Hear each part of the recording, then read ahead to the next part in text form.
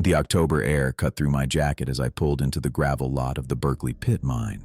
My headlights swept across the imposing head frame, its black metal structure jutting up like a giant's ribcage against the night sky.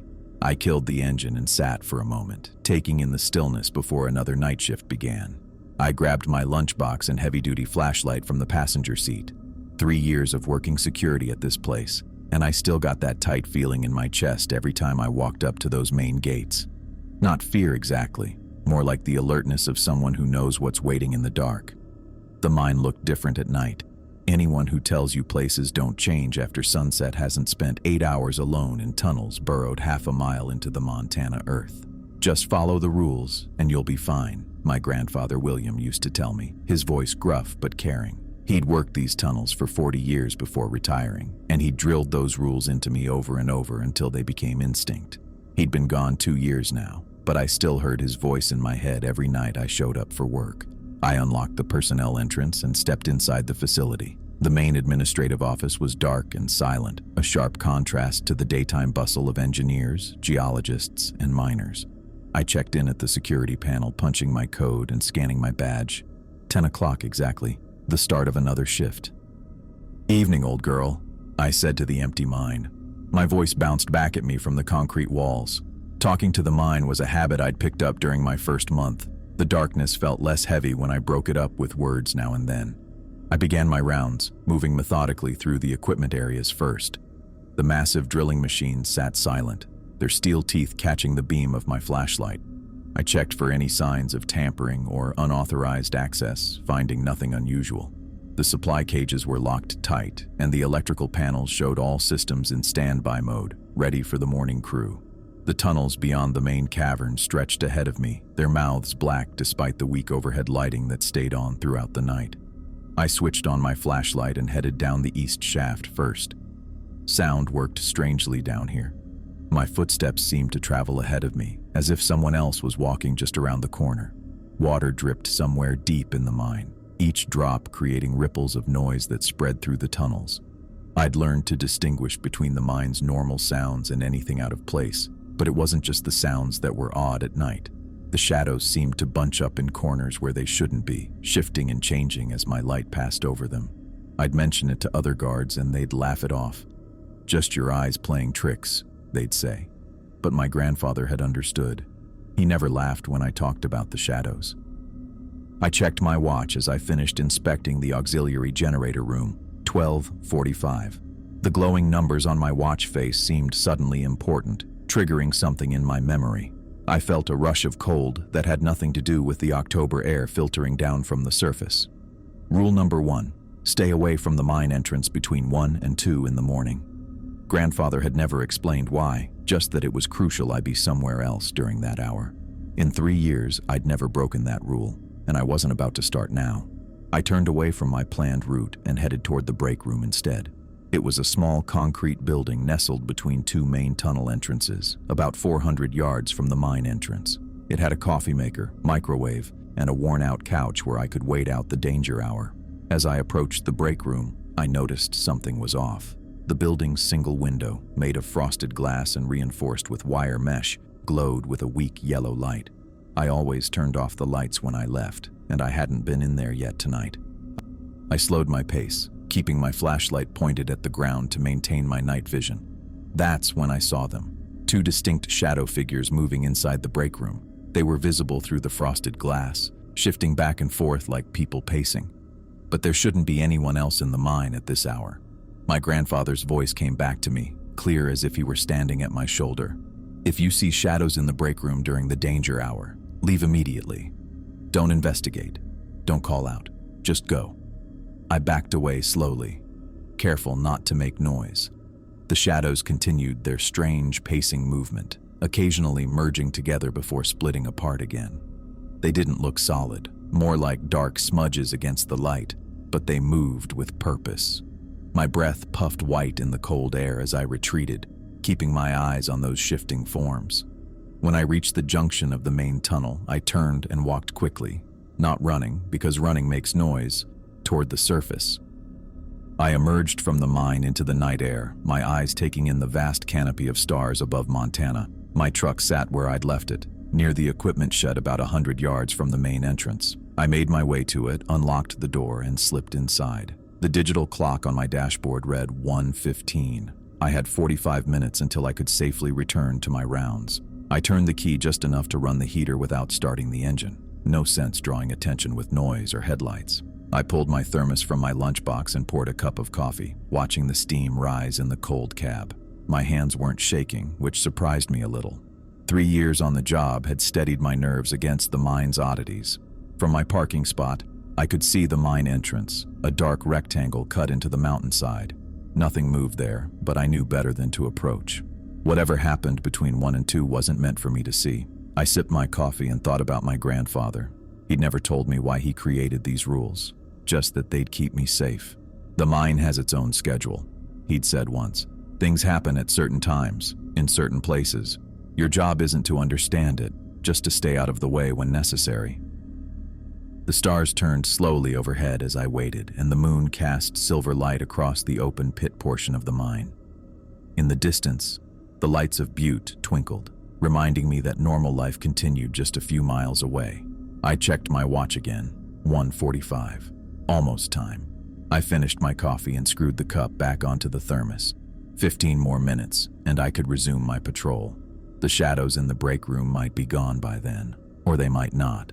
Either way, I'd follow the rules, just like my grandfather taught me. The dashboard clock turned to 2 o'clock. I tucked my thermos away and got out of the truck, careful to close the door quietly. The mine entrance loomed ahead, a black mouth against the rocky face. After the still silence of my truck, the night felt alive with subtle sounds. Crickets chirping in the nearby brush, wind rustling through scrub pines on the ridge above. I walked back toward the mine entrance, my flashlight beam bobbing ahead of me. The rules had kept me alive for 3 years, and I wasn't about to start questioning them now. Grandpa William might never have explained why certain things happened at certain times, but his warnings had proven reliable. Inside, the main tunnel welcomed me with its familiar damp smell. Stone, dust, and that metallic tang that seemed to coat the back of my throat after a few hours underground. I headed straight for the break room, curious what I'd find after seeing those strange shadows through the frosted glass. The break room door creaked as I pushed it open. The lights were off now, casting the small space in darkness until I flipped the switch. The fluorescent tubes buzzed to life, revealing nothing. Just the same worn couch, metal table with 3 mismatched chairs, and the coffee maker I'd left clean after my last shift.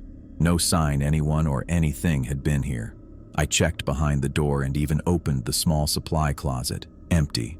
The coffee mug I'd left on the counter was exactly where I'd placed it yesterday. The linoleum floor showed no marks or disturbances in the thin layer of dust that always seemed to accumulate overnight. "Huh," I muttered, running my hand over the back of my neck. Those shadows had been so distinct, moving with such purpose. But now, there wasn't a trace. I grabbed my thermos, poured myself a fresh cup of coffee, and continued my rounds. The main tunnel stretched ahead, dimly lit by the safety lights that ran along the ceiling at 20-foot intervals. Between those lights lay pools of darkness that my flashlight cut through as I walked. The mine was a complex network of tunnels and chambers, some dating back nearly 100 years. My patrol route took me through all the active areas, checking for safety hazards, signs of unauthorized entry, or equipment issues that would need addressing before the day shift arrived at 7. I reached the junction where the east and west tunnels branched off from the main shaft. The east tunnel housed most of the current mining operations with newer equipment and better lighting.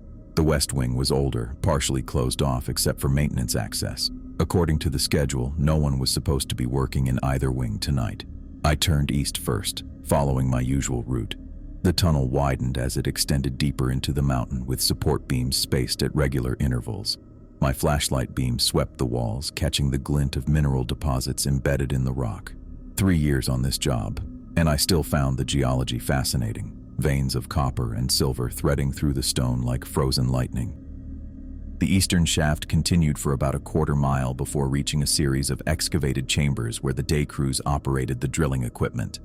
I checked each machine, making sure everything was powered down and secured. The massive drill bits sat idle, their steel teeth dull in my flashlight beam. Everything seemed normal. I glanced at my watch. 2:25. Time to head back and check the west wing. At the junction, I paused to take a drink of coffee and make a note in my security log.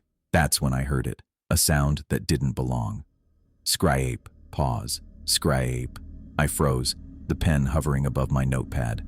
The noise came from the west wing, deep inside the older tunnels. It was rhythmic, deliberate, something heavy being dragged across stone, then a pause, then another drag. Scra-up. Pause. Scra-up. My skin prickled as cold sweat broke out across my back. I knew that sound. I'd heard my grandfather describe it once, his face grave as he explained rule number 2. If you hear scraping from the west wing, don't investigate. Call the special team immediately. I closed my notepad and clipped it to my belt, then reached for the radio at my shoulder. My fingers felt stiff as I pressed the call button. Security to dispatch. Over. My voice sounded too loud in the quiet tunnel. The radio crackled. Dispatch. Go ahead. Code 873 in the west wing, requesting special team response. There was a pause, longer than normal radio protocol would dictate.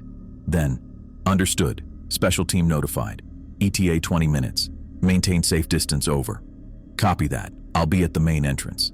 I clicked off the radio and took a deep breath. Code 873 wasn't in any official mine security handbook. It was a private arrangement between the mine management and whatever organization handled the unusual occurrences. My grandfather had told me about it during my training, making sure I memorized the code along with all his other rules. The scraping continued as I walked away, the sound seeming to follow me down the tunnel. I didn't run. Running made noise, and noise could attract attention, but I moved quickly, keeping my flashlight beam steady. Back at the main entrance, I positioned myself where I could watch both the access road and the mine opening. The night had grown colder, and I zipped my jacket up to my chin. Above me, stars punctured the black sky, countless pin-pricks of light that seemed impossibly distant. Exactly 18 minutes after my call, headlights appeared on the access road. A black van with no markings pulled into the gravel lot and parked near the entrance. 3 people got out, each wearing identical dark coveralls without logos or identification. They moved with practiced efficiency, retrieving equipment cases from the back of the van. I recognized their leader as he approached. Robert, a man in his mid-40s with close-cropped gray hair and the straight-backed posture of former military. I'd met him twice before, during previous incidents. He never smiled. "Harrison," he said with a curt nod. "West Wing." "Yes, sir." Scraping sounds. Started about 25 minutes ago. Rhythmic, like something being dragged. He nodded again, his expression revealing nothing. "We'll handle it. Stay here until we return." The other 2 team members, a woman with her dark hair pulled back in a tight bun and a younger man carrying what looked like specialized sensor equipment, stood silently behind Robert. Their faces held the same closed expression, professional and detached. "What exactly is," I began, but Robert cut me off. "You know the protocol, Harrison. We handle it. You stay clear. Your grandfather understood how this works." I swallowed my question and nodded. "Yes, sir." Robert turned to his team. "Masks and filters. Level 3 containment." He looked back at me. "If we're not out in 60 minutes, call the secondary team." They donned what looked like advanced gas masks with attached filters and communication systems. The equipment they carried didn't resemble any mining tools I recognized. Sleek metal cases with digital readouts, something that looked like a cross between a Geiger counter and a medical scanner, and what might have been specialized lighting equipment. Without another word, they disappeared into the mine entrance, their flashlight beams swinging in unison until they turned the corner toward the west wing and vanished from sight. I checked my watch, 3 o'clock exactly. The waiting was always the hardest part. I paced back and forth at the mine entrance, occasionally stepping just far enough inside to listen. Faint metallic sounds echoed up from the west wing, clanging, then silence, then what might have been voices, too distant to make out words. The cold night air kept me alert as I maintained my vigil. Whatever was happening down in the west wing, I was glad it was them dealing with it and not me. My grandfather had hinted at things he'd seen during his 40 years in the mine, things that couldn't be explained by normal geology or mining operations. He never gave details, just rules to follow. I checked my watch again, 3:30. The team had been inside for half an hour. I strained my ears but heard nothing now, not even distant echoes. The mine seemed to be holding its breath. At 3:45, I saw flashlight beams approaching from inside the tunnel. The special team emerged moments later, moving more slowly than when they'd entered. Their equipment cases were sealed tight, and their masks remained on until they stepped outside. Robert removed his mask last, his face glistening with sweat despite the cold air. He looked tired but satisfied, like someone who'd completed a difficult but familiar task. "Situation handled," he said simply. "Avoid the West Wing for the remainder of your shift." "What was it?" I asked, knowing I probably wouldn't get an answer. Robert paused, studying me for a moment. "Your grandfather never told you?" I shook my head. "He just gave me the rules, never explained why." Something that might have been respect flickered in Robert's eyes. "Smart man, William. Some things are better handled without understanding them." He turned to help his team load their equipment into the van. The woman who'd gone in with them closed the last case with a decisive click. No one spoke as they stowed their gear. Their movements were practiced, like they'd done this dozens of times before. Before getting into the van, Robert turned back to me. "The rules keep you safe, Harrison. That's all you need to know." He climbed into the driver's seat, and the van pulled away, gravel crunching under its tires. I watched until their taillights disappeared down the access road, leaving me alone again with the mine's massive presence at my back. The night suddenly felt quieter, the darkness deeper. What had they done in there? What had made that scraping sound? My grandfather's voice seemed to whisper from the shadows. "The mine has secrets, James. Your job isn't to uncover them, just to make sure they stay buried." I turned back toward the mine entrance. The rest of my shift stretched ahead of me. Another 3.5 hours until dawn. I had rounds to complete, areas to check. Whatever had happened in the West Wing was handled now, but the rules remained. I switched on my flashlight and stepped back into the mine's cool embrace, listening to the familiar sounds of dripping water and settling metal. Just another night at Berkeley Pit Mine, where following the rules meant staying alive until morning. I watched until the van's taillights disappeared down the access road, taking the special team and whatever answers they had with them. Robert's parting words echoed in my mind. "The rules keep you safe, Harrison. That's all you need to know." Alone again, I turned back toward the mine entrance. The massive opening seemed to breathe in the darkness, a black mouth waiting to swallow me whole. Unease still clung to me as I switched on my flashlight and stepped back inside. The mine felt different after the special team's visit, quieter somehow, as if the very walls were holding their breath. The dampness in the air felt heavier, pressing against my skin as I moved through the main tunnel. My footsteps echoed off the stone walls, each sound magnified in the stillness. I tried to shake off the feeling as I resumed my patrol. There were still areas to check, gauges to monitor, and security protocols to follow. Whatever had happened in the West Wing wasn't my concern anymore. At least that's what I told myself as I headed toward the eastern section. The East Wing was well lit compared to the rest of the mine, with industrial lights strung along the ceiling at regular intervals. The active mining equipment sat silent, waiting for the morning crew. I checked each machine methodically, making notes in my log about maintenance tags and safety equipment. Routine work helped settle my nerves. Around 4:15, while walking through the central tunnel system, I heard them, the birds. The sound always caught me by surprise, no matter how many times I'd heard it before. A chorus of soft chirping echoed through the shafts, creating an almost musical quality that bounced off the stone walls. Cave swallows. A flock of them had somehow made their home in the deepest parts of the mine years ago. New security guards often jumped the first time they heard the birds, their cheerful chirping seeming so out of place in the dark tunnels. But for those of us who worked here regularly, the birdsong was almost comforting, a sign that things were normal in the depths below. I paused to listen, letting the cheerful chorus wash over me. The birds were particularly active tonight, their calls creating a complex tapestry of sound that filled the tunnel. I'd asked my grandfather once why the birds chose to live so deep in the mine rather than in the open air. "Some creatures prefer the darkness," he'd said. "Makes them feel safe." Then, he'd given me rule number 3. When the birds stop singing, leave immediately. I continued my patrol, the birdsong providing a pleasant backdrop as I checked safety equipment and monitoring gauges in the central junction. The maintenance log needed updating, so I took my time recording pressure readings and equipment statuses. The routine work was soothing after the tension of the special team's visit.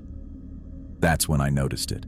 The silence hit me like a physical blow, complete and absolute, as if someone had thrown a switch. One moment, The tunnels were filled with cheerful chirping. The next, nothing. Not a single bird made a sound. I froze, my pen hovering above the maintenance log. The silence pressed against my ears, so profound I could hear the blood rushing through my veins. My grandfather's voice echoed in my mind. When the bird stops singing, leave immediately. I didn't hesitate. I snapped the logbook shut and shoved it into my pocket, then turned and walked quickly toward the main tunnel. Not running. Running made noise, but moving with purpose, my flashlight beam steady on the path ahead. The silence followed me, heavy and oppressive. The birds had never gone quiet during my shifts before. What had spooked them? What were they sensing that I couldn't see or hear? My grandfather had never explained this rule either, just impressed upon me its importance. The birds were like an early warning system, he'd said. When they went quiet, something was wrong. The main tunnel stretched before me, the safety lights creating pools of dim illumination with shadows between them. I moved from light to light, the darkness between each point seeming longer than usual. The mind felt different now, watchful, attentive in a way it hadn't been before. I reached the junction where the tunnels branched off toward different sections of the mine. The break room was closest, a concrete box with solid walls and a door I could close. I headed there without hesitation, my boots making too much noise on the stone floor despite my efforts to step lightly. The break room door creaked as I pushed it open, the sound unnaturally loud in the silence. I stepped inside and closed it behind me, then leaned against the wall, my heart hammering in my chest. Through the frosted glass window I could see the dimly lit tunnel outside, empty and still. I checked my watch. 4:23. The birds had gone silent 8 minutes ago. How long would they stay quiet? How long should I wait here? My grandfather had never specified that part of the rule. Just leave immediately, which I'd done. Now I was in the break room, waiting for… what? A sign that it was safe to resume my duties? The birds to start singing again? The remainder of my shift stretched ahead of me, more than 2 hours until the day crew arrived. I sank onto the worn couch, keeping my flashlight pointed at the door. The silence of the mine pressed against the walls of the break room, seeping through cracks like a physical presence. In 3 years working security here, I'd never known the mine to be this quiet. Even the ever-present dripping of water seemed to have stopped. So I waited in the stillness, counting my breaths, listening for any sound from the tunnels beyond. The break room felt like a tiny island of safety in a sea of watchful darkness. 23 minutes of suffocating silence ticked by on my watch. At 46 minutes past 4, the birds started singing again. The sound crept back gradually, first a single tentative chirp, then another, until the familiar chorus built back to its normal volume. The return of sound after 23 minutes of absolute silence made my skin prickle. I remained frozen on the break room couch, counting seconds in my head, not quite trusting the resumption of normalcy. 5 minutes. That's how long I waited after the birds began singing again, just to be safe. I checked my watch, 4:51, and finally stood up from the couch. My muscles had gone stiff from holding myself so still. I stretched, feeling the tension crack along my spine. Whatever had caused the birds to go silent was apparently gone now, but the experience had left me shaken. I opened the break room door cautiously and peered into the tunnel. The lights continued to glow at their regular intervals, creating those familiar pools of illumination with darkness between them. Nothing seemed different, and yet everything felt different. The air itself seemed thicker somehow, as if the tunnel had been filled with invisible smoke while the birds were quiet. I stepped out, closing the door behind me. The birds continued their cheerful chirping, the sound bouncing off the stone walls and creating that strange underground echo I'd grown accustomed to over the years. But there was something off about their song now, a slightly different pitch perhaps, or maybe just my imagination working overtime after the scare. Back to work, I muttered to myself, trying to shake off the lingering unease. I had more than 2 hours left in my shift, and several areas still needed checking. I turned left at the junction, heading toward the central monitoring station. My flashlight beam cut through the shadows, wider sweeps than usual as I scanned the tunnel walls. The monitoring station was a small room filled with gauges and digital readouts tracking everything from air quality to structural integrity. I made my usual notes, documenting pressure levels and temperature readings. The routine helped settle my nerves, though I couldn't shake the feeling that something fundamental had changed in the mine. Next came the supply depot, then the water pumping station, both checking out normal. As I moved through the tunnels, I found myself listening intently to the birds. Their song had become my barometer for safety. As long as they kept singing, things were okay, or at least not immediately dangerous. I checked my watch again, 5:15. The morning shift would arrive at 7, but I still had the southern access tunnel to inspect before completing my rounds. I'd been putting it off, though I couldn't say why. Something about heading that deep into the mine after tonight's events made my stomach tighten. But the job was the job. I turned down the corridor that led to the southern tunnel, my flashlight beam leading the way. The birds sounded more distant here, their chirping coming in waves that ebbed and flowed through the stone passageways.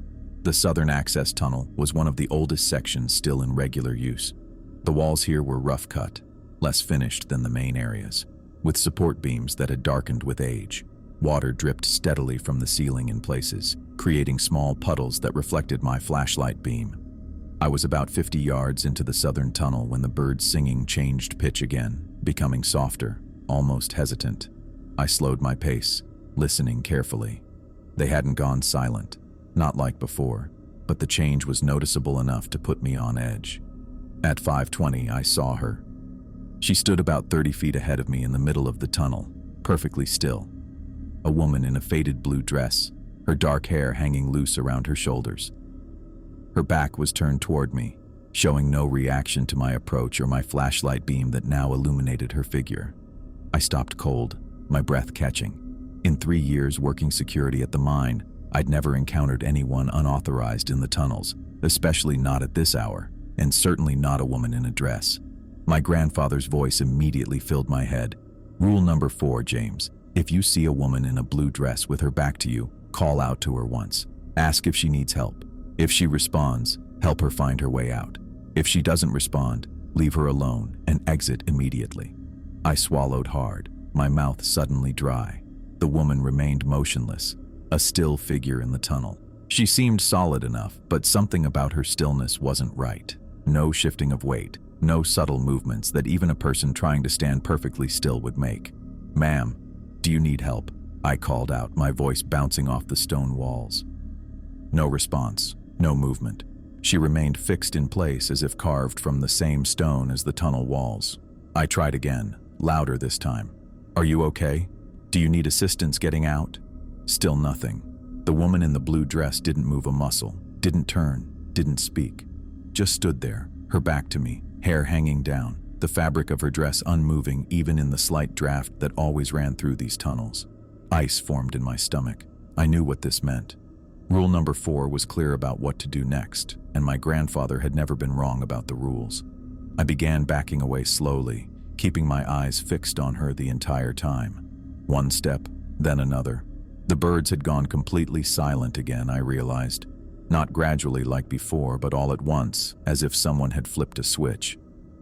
The woman remained motionless as I retreated, her back still turned, showing no awareness of my presence. I kept backing up until I reached the junction where the southern tunnel met the main passage. Only then did I turn away from her, my heart hammering against my ribs. I ran toward the mine entrance, not caring about the noise my boots made as they slapped against the stone floor. The sound echoed through the tunnels, a panicked rhythm that matched my racing pulse. The mine seemed darker now, the distances between safety lights longer, the shadows deeper. I ran faster, following the main tunnel as it curved gradually upward toward the surface. Behind me, only silence from the depths of the mine. I burst through the mine entrance, gasping for breath. The cool pre-dawn air hit my lungs like ice water after the stale underground atmosphere. My chest burned from sprinting through the tunnels, my boots skidding on loose gravel as I stumbled to a stop just outside the main doorway. The time on my watch read 5:35. The sky above was still dark, though a faint gray line had begun to form along the eastern horizon. Stars dotted the blackness overhead, gradually fading as night prepared to surrender to morning. In another hour and a half, the day shift would arrive. All I needed to do was get to my truck and wait. Then I saw him. Standing next to my truck was a man in a black suit. He stood perfectly still, hands clasped behind his back, staring out at the sprawling mine pit. The suit looked expensive, expertly tailored and without a single wrinkle, despite the mine's perpetually dusty environment. He hadn't been there when I'd run into the mine after the birds went silent. My blood turned to slush in my veins. The fifth rule crashed into my consciousness with the force of a collapsing tunnel. My grandfather's voice, clear as day. Rule number 5, James. If you see a man in a suit, leave immediately without looking back and don't return until the next day. I didn't need to see the man's face. The rule was absolute. I'd already encountered the woman in the blue dress tonight. Seeing both entities in one shift had never happened before. Something was wrong. Very wrong. I turned away from my truck and walked quickly toward the equipment shed, listening for footsteps behind me but hearing nothing except the wind rustling through the scrub pines and my own ragged breathing. Every instinct screamed at me to run, but running made noise, drew attention. The shed was only about 50 yards away, a small metal building used to store maintenance supplies. My hands shook as I worked the padlock, fumbling with the key 3 times before managing to slide it into the lock.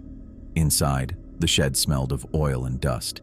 Shelves lined the walls, packed with tools, spare parts, and emergency supplies. I grabbed a small flashlight from a hook near the door, then reached for the emergency kit stored on the back shelf. The kit contained a sleeping bag, some bottled water, energy bars, and a first aid kit. I'd never needed to use it before, but my grandfather had insisted on showing me where it was kept during my first week on the job. Now I understood why. Some nights you might not make it to your truck, he'd said. When that happens, you need a backup plan. I slung the emergency pack over my shoulder and slipped back outside, locking the shed behind me. The suited man remained by my truck, still motionless, still facing away. The distance between us felt both too great and not nearly great enough. Instead of heading back toward the mine entrance, I struck out toward the east side of the property, where a ridge rose about 300 feet above the pit. It was a steep climb, but there was a maintenance path that zigzagged up the slope, used by the geological survey team to access their monitoring equipment. I hiked up the path, trying to stay quiet while moving quickly. The darkness made it difficult to see the trail, but my flashlight helped me find my footing on the rocky terrain. I didn't look back until I'd reached the first switchback, about 50 feet up the ridge. From this vantage point, I could see my truck clearly in the mine's security lighting. The suited man hadn't moved an inch. He remained perfectly still, hands behind his back, facing the pit. Too still for any living person. People shift their weight, adjust their stance, move their heads slightly. This figure was frozen in place like a photograph. I continued up the path, my breathing growing labored as the incline steepened. Sweat beaded on my forehead despite the cold morning air. The emergency pack felt heavier with each step, but I pushed on, focusing on the path ahead rather than what waited below. At the top of the ridge, I found a small flat area where the geological team had set up their monitoring equipment. A metal box housing seismic sensors stood bolted to a concrete pad surrounded by a chain-link fence. Next to it was a small shelter, little more than a lean-to with a metal roof, designed to provide the survey team protection during sudden weather changes. I crawled under the shelter and set down my pack. From here, I had a perfect view of the entire mine complex, the main entrance, the administrative buildings, the equipment yard, and the massive pit itself. A terraced hole carved into the Montana earth, and my truck, with the motionless figure still standing beside it. I unrolled the sleeping bag and sat on it, pulling out a bottle of water. My throat felt like sandpaper after the run and the climb. The water was cool and soothing as I took small sips, watching the mine below. The digital display on my watch now read 6:08, less than an hour until the day shift arrived. I settled in to wait, pulling the sleeping bag around my shoulders as protection against the chill morning air. From my position on the ridge, I could see everything, but hear almost nothing. The distance and the wind swallowed any sounds from below. The mine complex looked like a model from up here. Toy buildings and miniature vehicles arranged around the enormous pit. Only the suited man by my truck broke the illusion, his unnaturally perfect stillness a reminder that this was very real. As I watched, the eastern sky slowly brightened. The stars faded one by one as darkness retreated. Birds began to call from the scrubby trees that dotted the ridge. Normal birds, not the strange cave swallows that lived in the mine tunnels. Their ordinary morning songs helped calm my racing heart somewhat. By 6:40, the sky had lightened enough that I no longer needed my flashlight to see clearly. The mine complex below was now fully visible in the gray pre-dawn light, and the suited man remained exactly as he had been. motionless beside my truck, facing the pit, hands clasped behind his back. The first day shift workers began arriving around 6:50. Their headlights cut through the dimness as their vehicles turned off the main road and onto the gravel access path leading to the mine. They parked in the lot near the administrative building, away from where my truck stood, isolated by the equipment shed. I watched as men and women climbed out of their vehicles, lunch boxes and thermoses in hand, gathering in small groups to chat before heading inside. None of them seemed to notice the suited figure standing in the employee parking area. They walked past, some not more than 20 feet away, without giving any indication they saw him.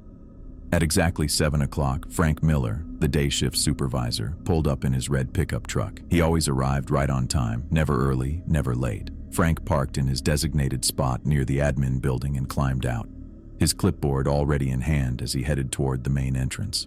I looked back at my truck, and the suited man was gone. I blinked, rubbing my eyes to make sure I wasn't seeing things. But the space beside my truck was empty. No figure in a black suit, no person at all. He hadn't walked away. He'd simply vanished between one moment and the next. I stayed where I was, watching as more day shift workers arrived. By 7:15, the lot was filled with vehicles and workers streamed into the mine for the morning briefing. Only when I counted at least 20 people on site did I pack up the sleeping bag and prepare to head down. The descent was easier than the climb had been. Morning light showed me the path clearly, and gravity helped pull me along. I kept my eyes on the parking area as I approached, half expecting the suited man to reappear, but the space around my truck remained empty. I returned the emergency supplies to the shed, then walked cautiously to my truck. Nothing seemed disturbed. No footprints in the dust around the vehicle, no handprints on the windows or door handles. If not for what I'd seen with my own eyes, I could have convinced myself the suited man had never been there at all. I climbed into the driver's seat and started the engine. The clock on the dashboard read 7:32. My shift had technically ended at 7, but after what I'd experienced, those extra 32 minutes hardly mattered. As I drove away from the mine, fatigue hit me like a physical weight. My muscles ached from tension and exertion, and my eyes burned from staring into darkness for hours. But beneath the exhaustion was something else, a profound sense of relief at having survived. I'd seen both the woman in the blue dress and the man in the suit in a single night. In 3 years working security at the mine, that had never happened before. And yet, I'd followed the rules, my grandfather's rules, the ones that kept me alive. The mine would have to wait until tomorrow to test me again.